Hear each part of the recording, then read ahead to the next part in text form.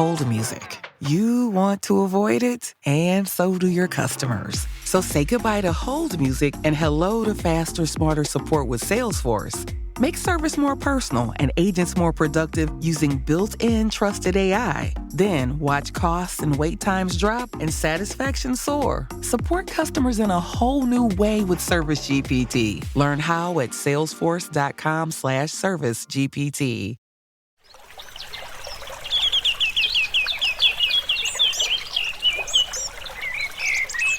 Welcome to the Nature Pact podcast, where we are talking with our guests about their visions of the new green economy.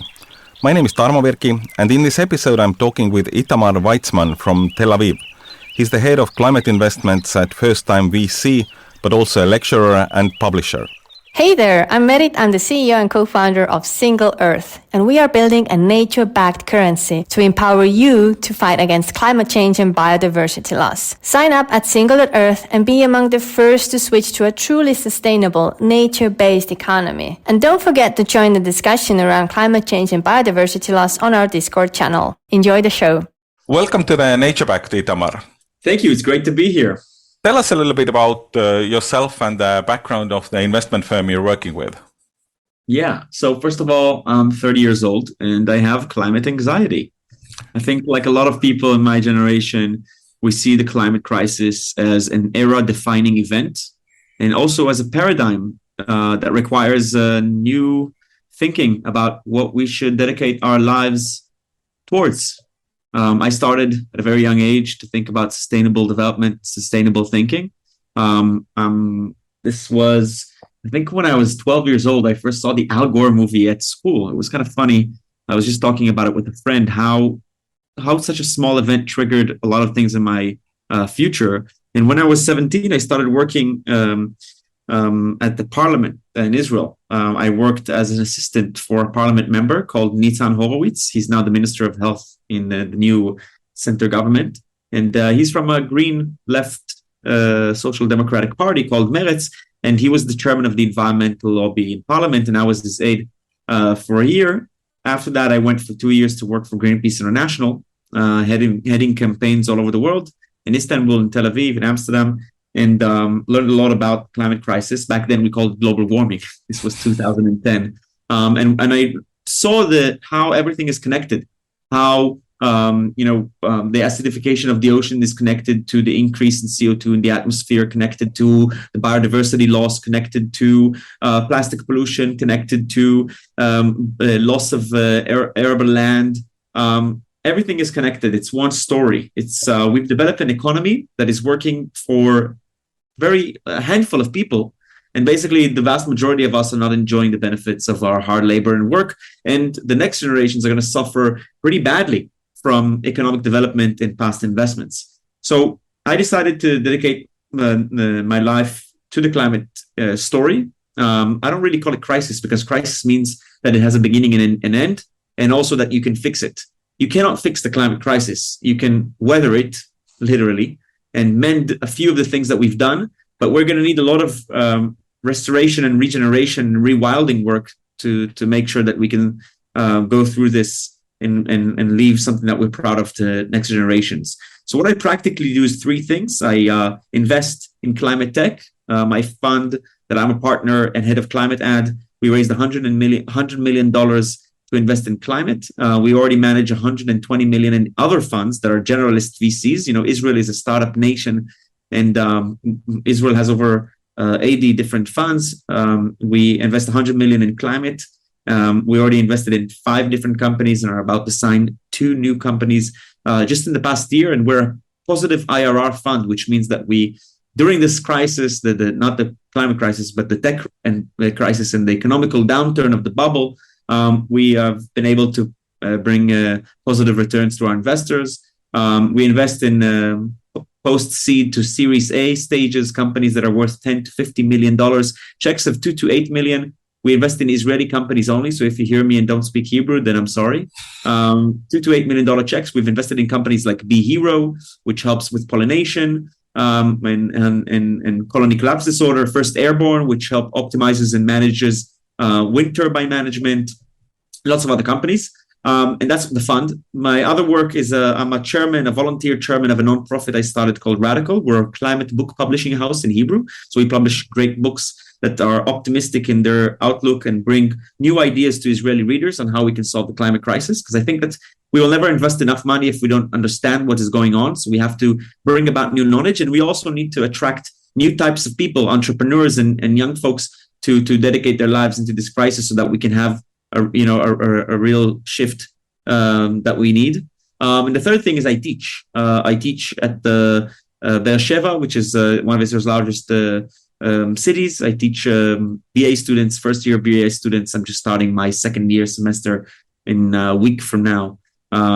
It's called Welcome to the Anthropocene.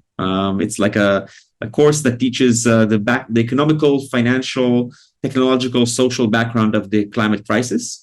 And between those things, I have self-diagnosed climate anxiety. So that's what I do. Sorry for the long introduction. But I think that kind of brings about a good background to our talk today. Yeah, I think climate anxiety is probably one of those things many of our visitors on this show have been suffering from.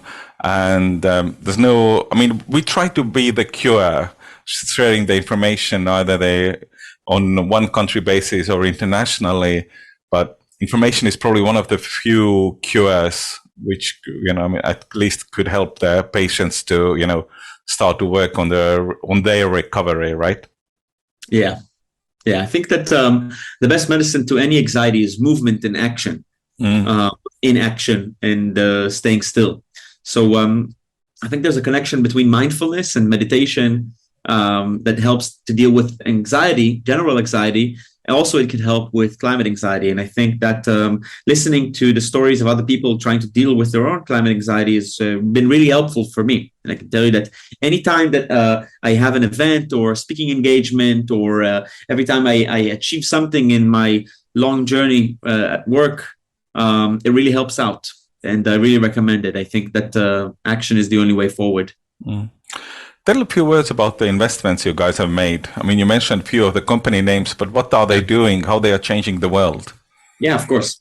So, one of the main sources of CO2 emissions is energy, right? It's the largest industry in the world and the largest sector. And right now with the war in Ukraine, everyone's talking about energy. And if we want to scale renewable energy that could replace fossil sources, we need to make sure that we can actually deliver energy at a scale. And one of the challenges that we see is in the wind turbines. So right now there's about 400,000 wind turbines all over the world. And they're growing dramatically right now in the US because of the new Green New Deal passed by the Senate and President Biden. And that means that we're going to see a lot more wind turbines because of the US investments. Especially at the eastern seaboard, they removed a lot of regulation that has blocked development. So one of the challenges we saw is how you manage, optimize, and inspect wind turbines at scale. So right now it's done manually. You send teams from, let's say, London to the North Sea in Scotland, and it's very costly and also emits a lot of CO2. And it damages the financial model and the returns of the wind farm. So a lot of people do it via drone, but you still need to send a person to manage the drone. And the blades, if you don't inspect them very often, which you have to do with European regulation, but not everywhere in the world, they lose energy generation capacity. So that they get rough or they're not aligned or calibrated correctly. So you have to really measure it and understand where the wind's going and what's happening to the blade. So we invested in a company called First Airborne that basically develops a fully autonomous drone with no person managing it. So you put one nest at a wind farm of 60 different turbines, and it automatically manages and does the blade inspection and helps you make sure that the wind farm that you're building and scaling and managing is financially viable, which means that we can actually scale it, right? Because if we don't turn renewable energy into a cheap or let's say affordable source as fossil fuels, then we're never going to reach the goals that we need on time. So that's one thing that we've done. We've supported the company at their post-seed round. It was a round of $6 million and change. And the company is really fantastic. The CEO, Boz Pellet, is really great, and it's proper hardware. So, a lot of VCs are afraid of hardware. They invest in software because it's more, let's say, less frictionless. You don't have to build something really. But these guys build a huge drone. It takes up the size of my room that I'm in right now. Another company we've invested in is Bee Hero. There's something called the colony collapse disorder, which means that bees are dying all over the world because of the use of pesticides and the changes in our climate. Without bees, we won't have enough food. Bees are critical for pollination, which is critical for all the produce that we consume. And these guys are, again, Israelis that built phenomenal technology that is scalable. It's a small chip that you put at a hive and basically turns a hive into something completely transparent. Right now, we don't know what's going on in the hive. It's a black box. It's a mystery. And if you put the chip, it allows you to measure movement and understand what's going on, and also to understand perfect timing for pollination. So basically, the end result is double to triple pollination quality for a farmer. There are over $20 million in sales this year. We've invested, a tenth of that size, and they have some really big news. A huge round coming up right now with strategic investors, and they're growing to become the largest pollinator in the US in a year from now. So we're really proud of that investment. Another investment we've done in climate tech that I can share is a company called Growin. There's a need to move more farming indoors because you can control more of the environment of the facilities, water systems, lights, pesticides, chemicals, and also reduce stress on land, which is critical for rehabilitating and rewilding of our world. The industrial farming has done a lot of damages that we need to fix and manage.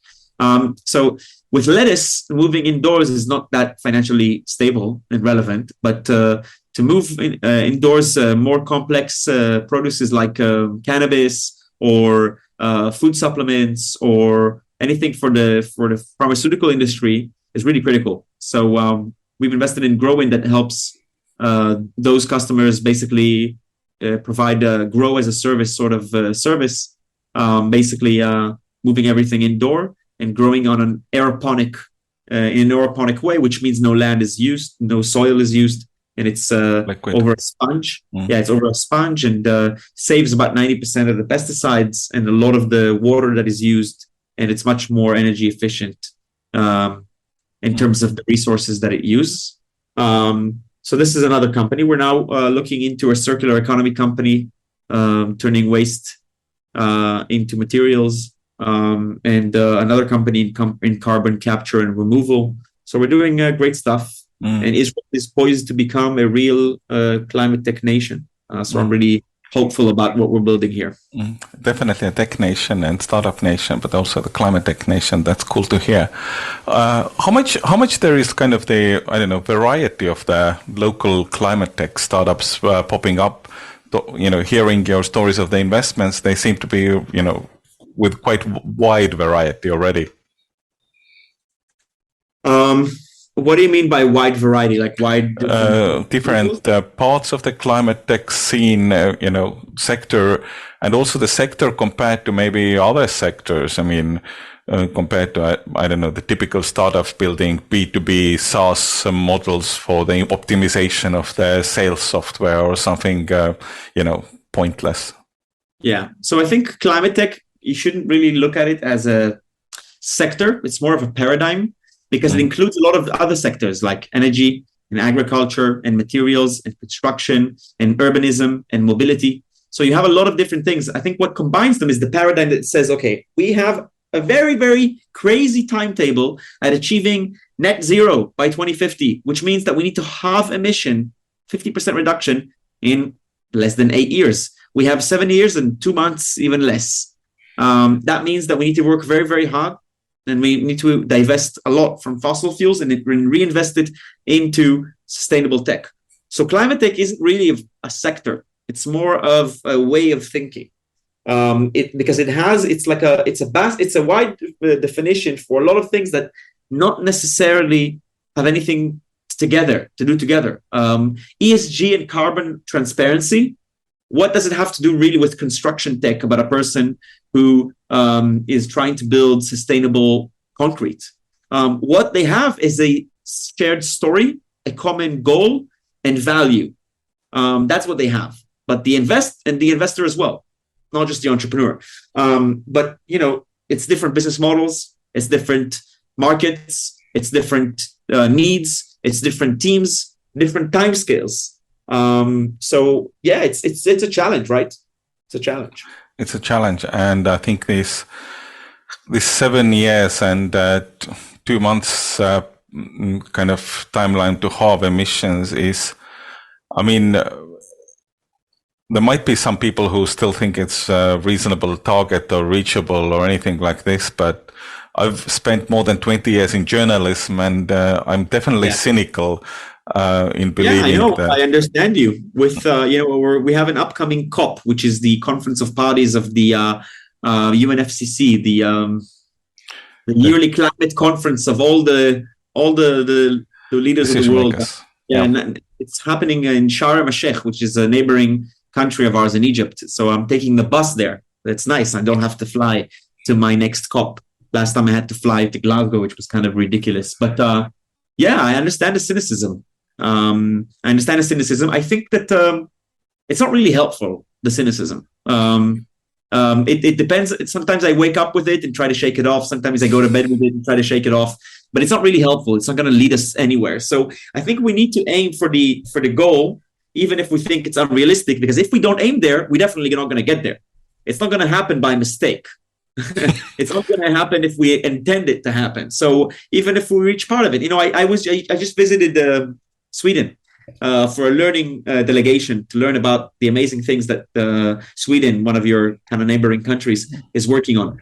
And Sweden has put a 100% zero carbon emissions by 2045, which is much more than we need in order to prevent the supposable horrible 2-degree scenario. So I met a lot of government officials and tech industry and investment bankers and a lot of different people from the industry, really highest up.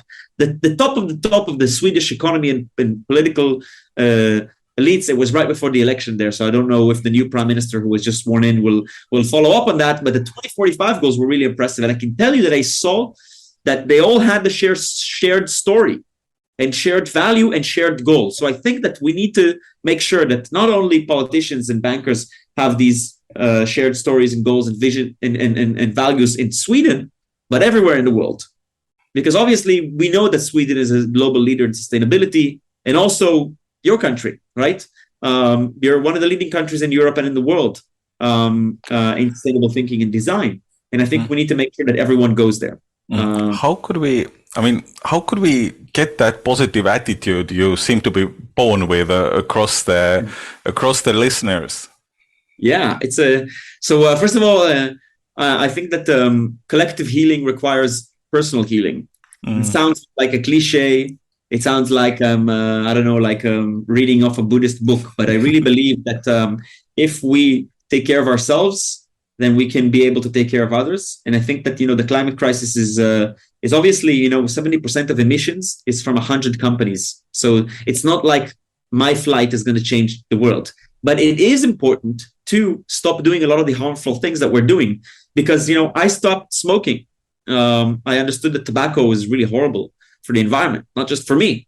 And there is somehow there is this unbelievable connection between harmful things to us and harmful things to our planet. So I reduced dramatically any meat consumption and any dairy and anything that is from not vegan based. I'm what we call a flexitarian. So sometimes, rarely, I do consume it. I also don't own a car. When I fly for multiple days, for long periods of time, and then take trains between places.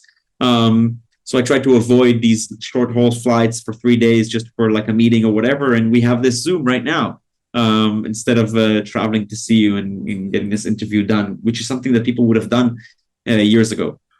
So I think that there is a connection between what you do personally.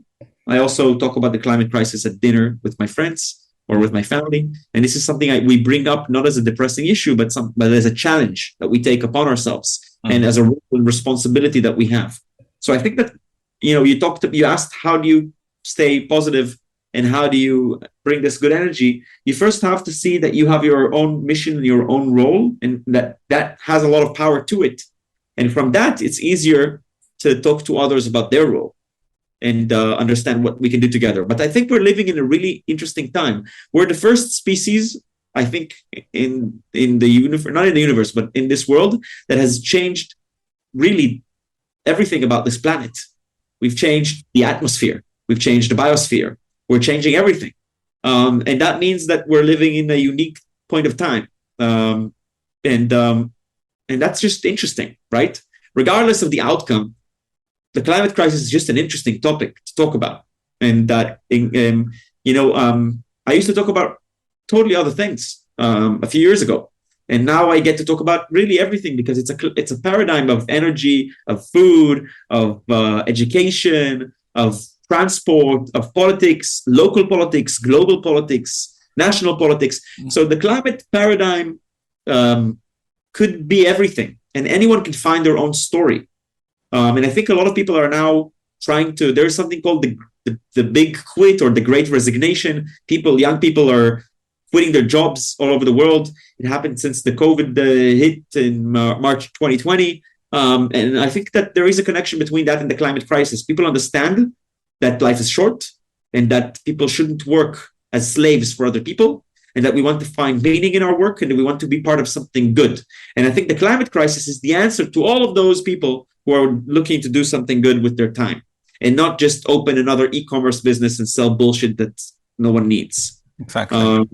So I think that we need to think about that. And it's not a change that happens overnight. It takes time to evaluate yourself and others and to work on it. It does. You mentioned earlier that you teach a course for the students, which seems to be combining a lot of those thoughts. How do the students take it? I mean, how are the youngsters at the school? What are their reactions? Are they like passionate to change the world and never go to their corporate jobs, or how do they take your course? Yeah, it's a good question. So I'm not sure how exactly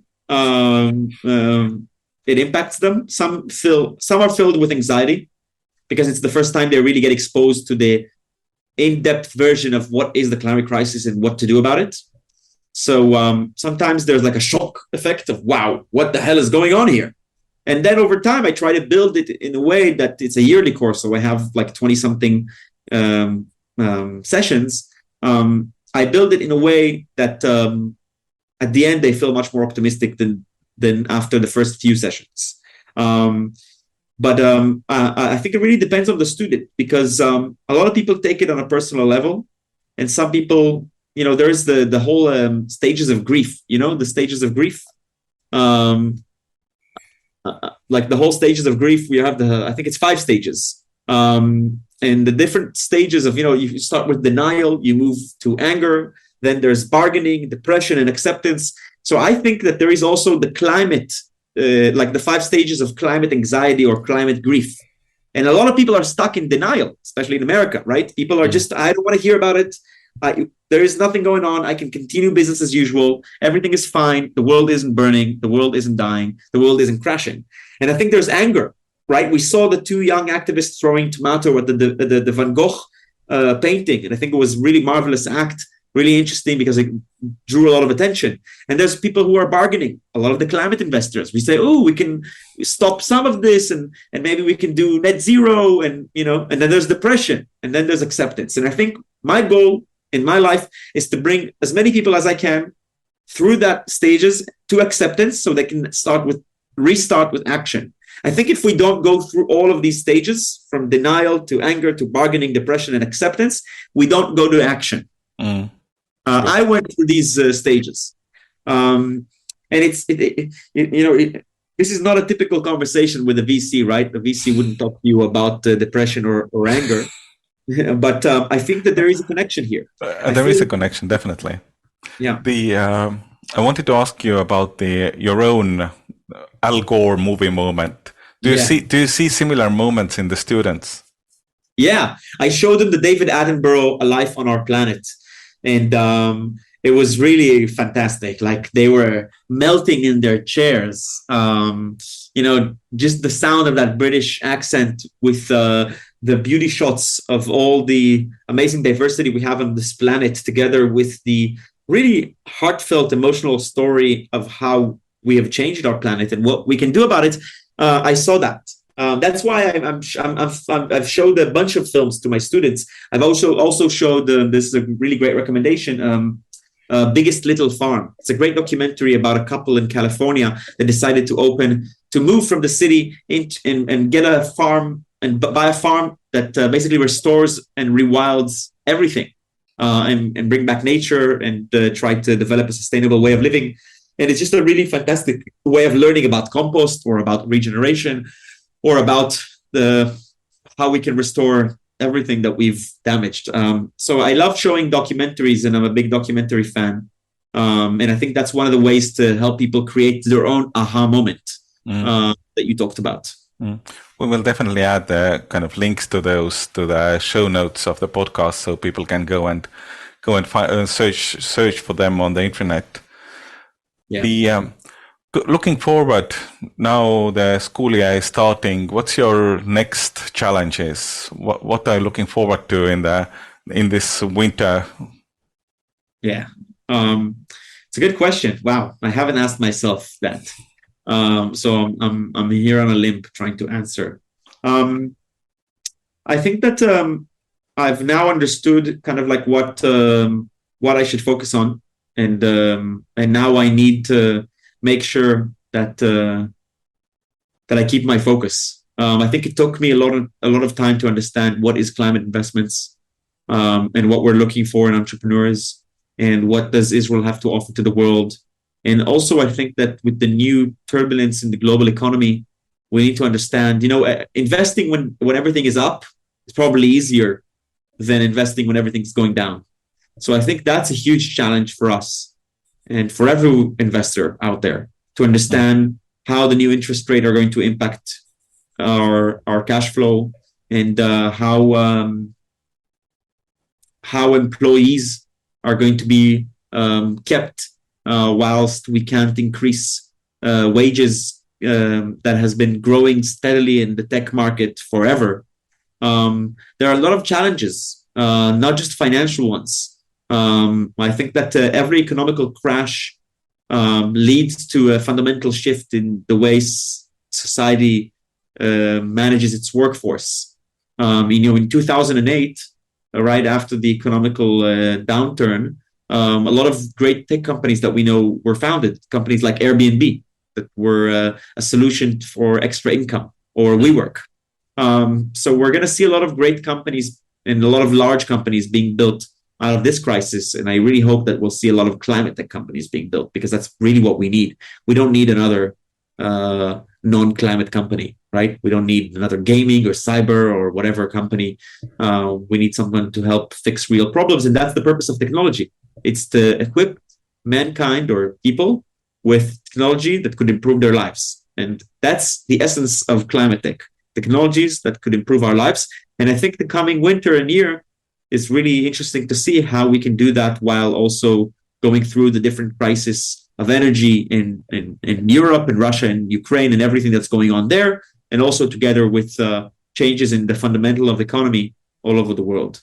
So that's really interesting. I'm always trying to learn in my job. I think one of the finest things about being a investor is that you always have to learn. A large portion of your time is dedicated to reading and learning and listening. It's very humbling. And one of the benefits is ability to meet a lot of really smart people who are working on the solutions to this our anxiety. Yeah, exactly. Meeting the actual people who do the actual work themselves, and also to meet people like you. I get to meet people from all over the world, which is very exciting. Always interesting to hear other perspectives, and also seeing what happens in other sides of the globe.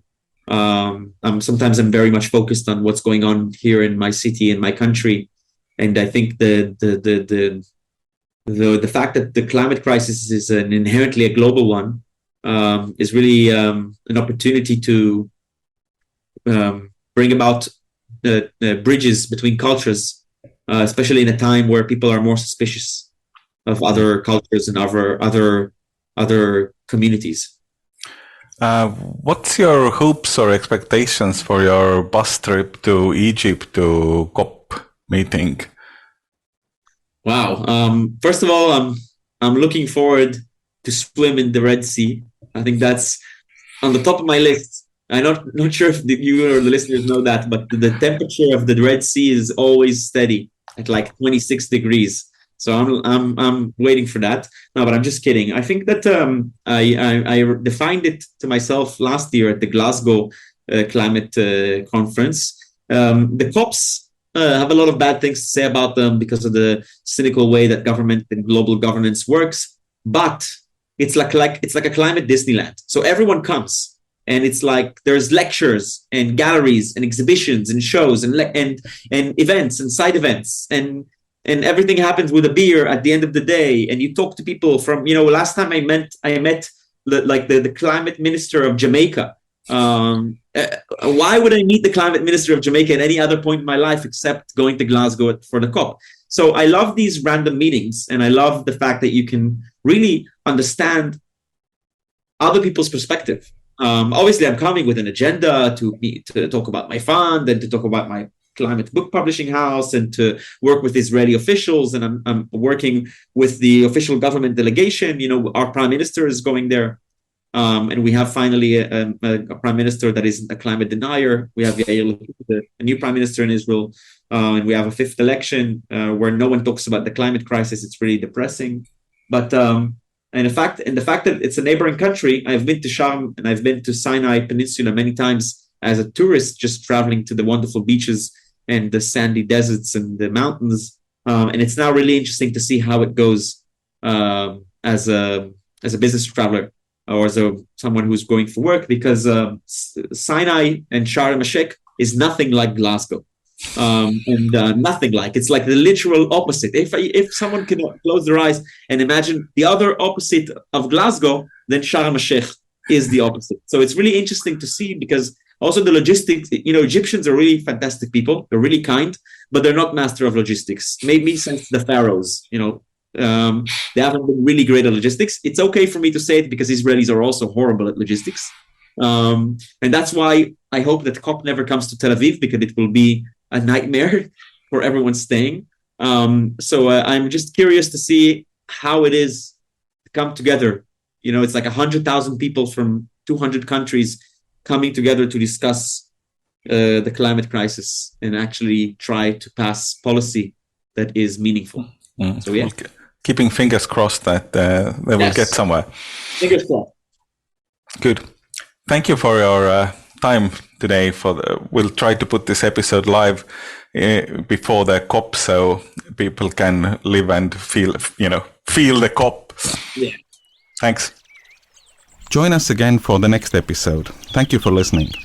If you like the show, please give us a good rating and leave the feedback in your podcast player so others will find it too. We will be back next week. Turn on to Nature Backed Podcast.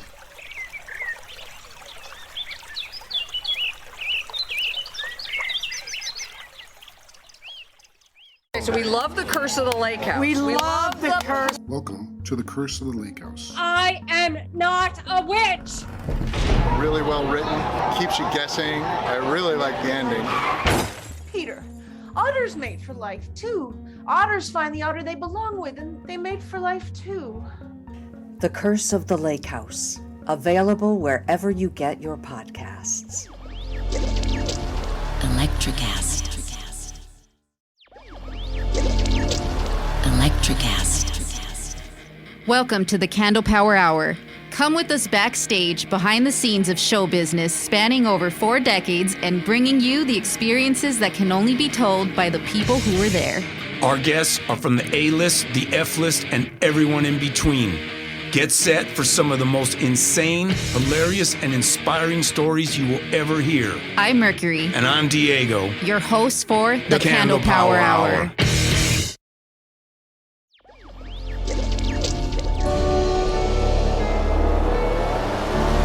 Electricast.